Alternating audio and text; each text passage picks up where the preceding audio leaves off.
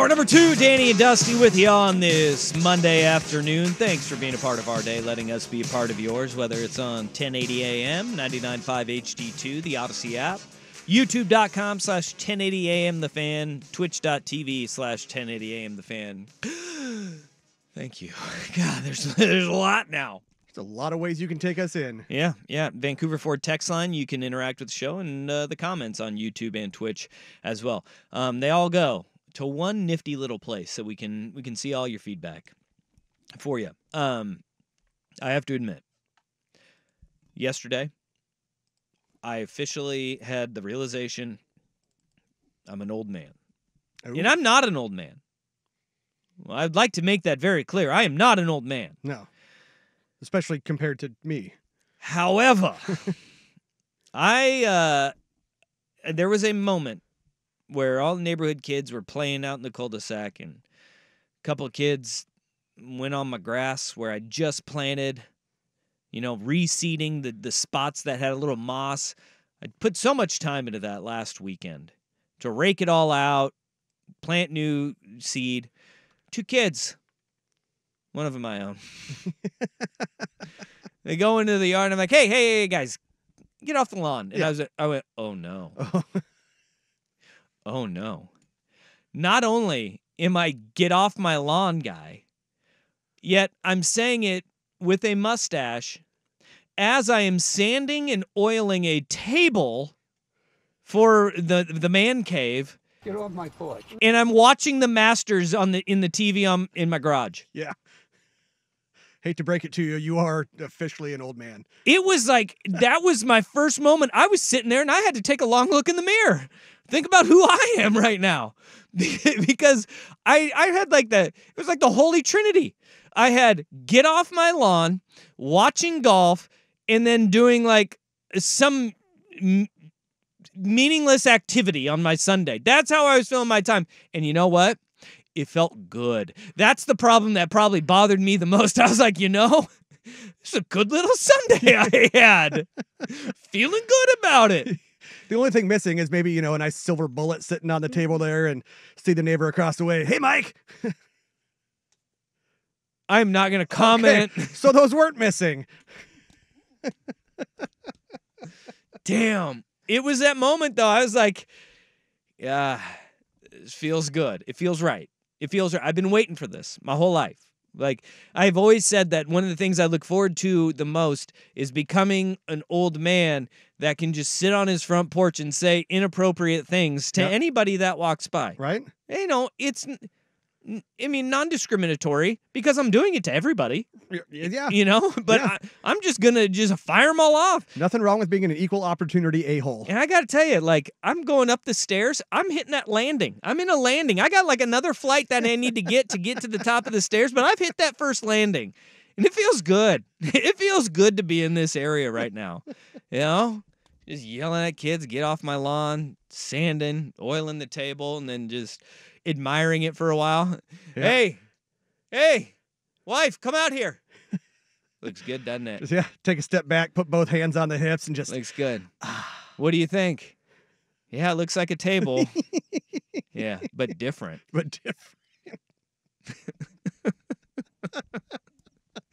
Yeah, but it looks different than what the last time you saw it. Oh, man.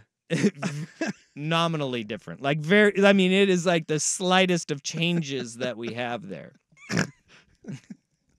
But that was my Master Sunday, and I got to tell you, I felt very happy. Absolutely. With where I was. And then watching all the golf unfold, it was fantastic.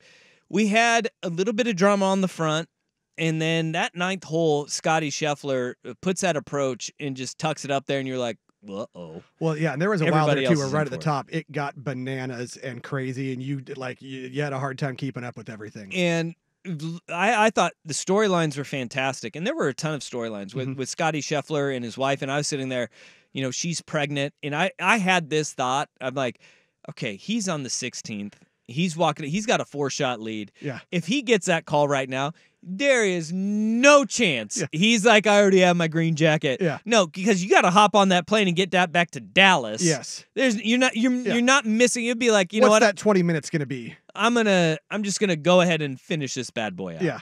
But when you saw, whether it was, our boy Oberg, Ludwig Oberg going in the water, Max Homa finds the bushes, Colin Morikawa finds water, bushes, a tree. Like, I feel bad for guys like Morikawa at the end. I was like, oh boy. Yeah. The wheels really fell off. The worst part was on 18, he hooks it hard into the woods, and he's just like, I just need to get this ball close to the hole so Scottie Scheffler can have his moment. Right? Yeah, exactly. I'm just delaying the inevitable for Scottie Scheffler to put on the green jacket at this point because I can't keep it on the fairway. But you had a little bit of drama early, but then we got to hear some of the other storylines kind of unfolding out of that final round of the Masters, which it was great to see, man. Like, from Vern Lundquist having his final call as a broadcaster, and seeing the reverence that the players, like Tiger Woods going and shaking his hand and having a moment with him on 16, to the way that Jim Nantz said goodbye to Vern on those broadcasts. It was those moments in the final call on 16 that he had when Vern goes, thank you for everything. Mm-hmm. Like I'm sitting there, I'm like, God, he's been a voice for the last 40 years of the Masters. Yeah. That everybody can rely on and everybody knows. Yep. And I thought it was perfect the way that Nantz said his goodbye as they were doing the montage of Scottie Scheffler. Scottie Scheffler with another birdie, his 7th of the day. As Vern said, why not?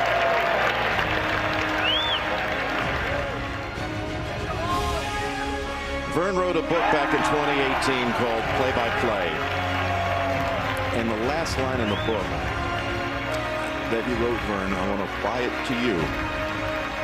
You said, thanks, to borrow a phrase. Thanks for your voice, instrument. Thank you for a wonderful soundtrack for all of our lives. Thank you so much, Jim. My honor, my privilege.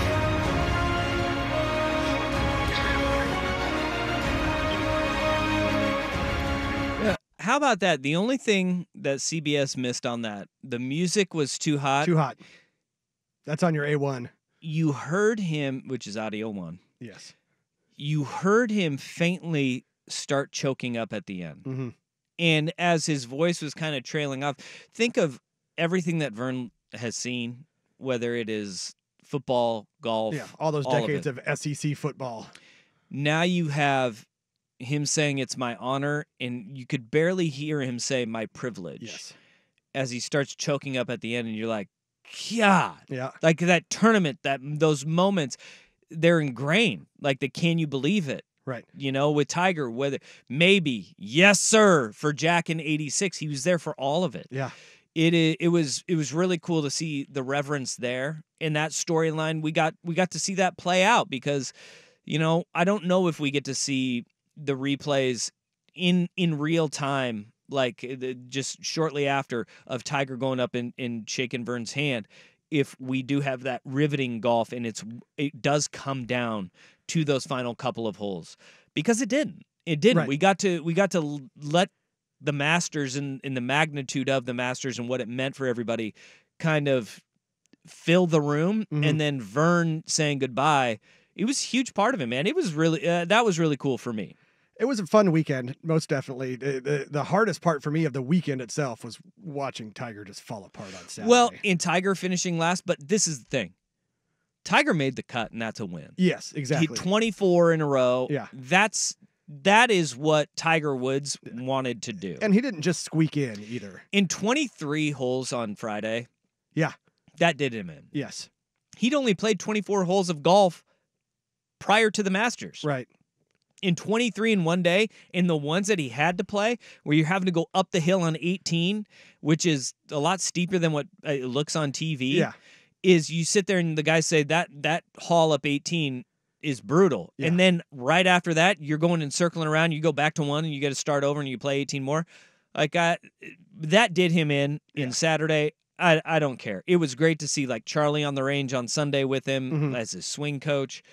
Those moments were great, and that was fantastic. But the storylines, they were playing. Max Homa gets a top 3 finish. Which do you see him on Saturday? He just said he's dry, sarcastic, really funny. He's like, I'm really grateful for the opportunity, and I just gotta keep reminding myself I got dog in me, and I'm a dog. And I need to go. Yeah. It's like, all right. Yeah. All right. And then he got, Ludwig Oberg in his not just his first Masters, his first ever major. Yeah. And he finishes as the runner-up. That dude is a ball. You know about him, what's incredible about him is he turned pro and he only has 23 starts. Mm-hmm. He has 2 wins, 11 top 10 finishes, a Ryder Cup win, and second in his very first Masters. Yeah. That's what? Yeah. He could be in for some good things. I mean, and for a long time, because he's 24, I think. Yeah, he's young. Yeah. Scottie Scheffler being 27. Right. I had no idea he was that young. My wife was like, "How old is he?" And I said, I think he's like 28, 29-ish. Yeah. And I went to look at him. I was like, 27. She's like, he looks like he's 43. Yeah, I had no idea he was that young. Yikes. But look, that's what being outside will do for you. And everybody says he's an old soul. Old soul. Oh, kind of, old looking soul. Looks old too. And then you had like the storyline of Neil Shipley, the Low-Am. He gets to play with Tiger in the final round. Do you see the hubbub about that final round? No. Oh.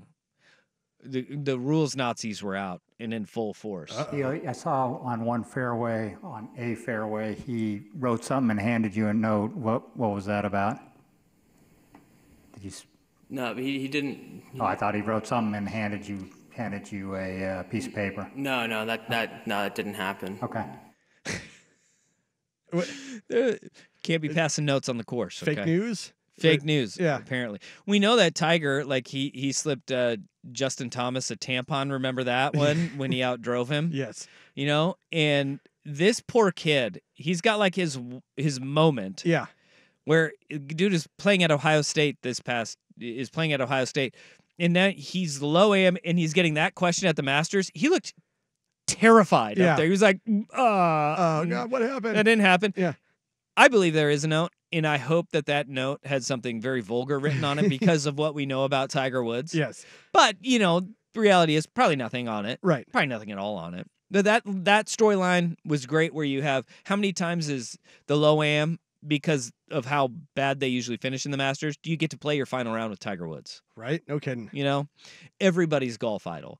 Then you have the story of Tommy Fleetwood. Tommy Fleetwood hired a local caddy to be on his bag for the Masters. That's fantastic. A guy who is he's a looper for Augusta National. Mm-hmm. His name is Gray Moore, which is the best caddy name ever, and he looks like a guy. Old Gray Moore on the bag for you. Yeah, well, especially down there in the South too. So Fleetwood puts together a top 3 finish, which is a purse of $1.04 million. The average payout for a caddy is around 8%. Unless you're Matt Kuchar, who I guess gave $800 when he did this and hired a local caddy. But if you go $1.04 million, you go 8% of that. Old Gray Moore, $83,000. Wow.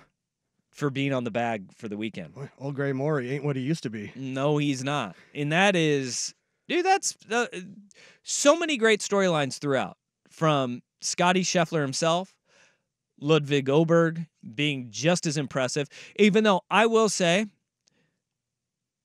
Oberg was humming until he lost his power bar. Did you see the power bar gate? Oh, I that was when I believe I left home to go run a couple errands. It was right after both Scheffler and Morikawa got to 7 under, and Homa and Oberg were at 6 under.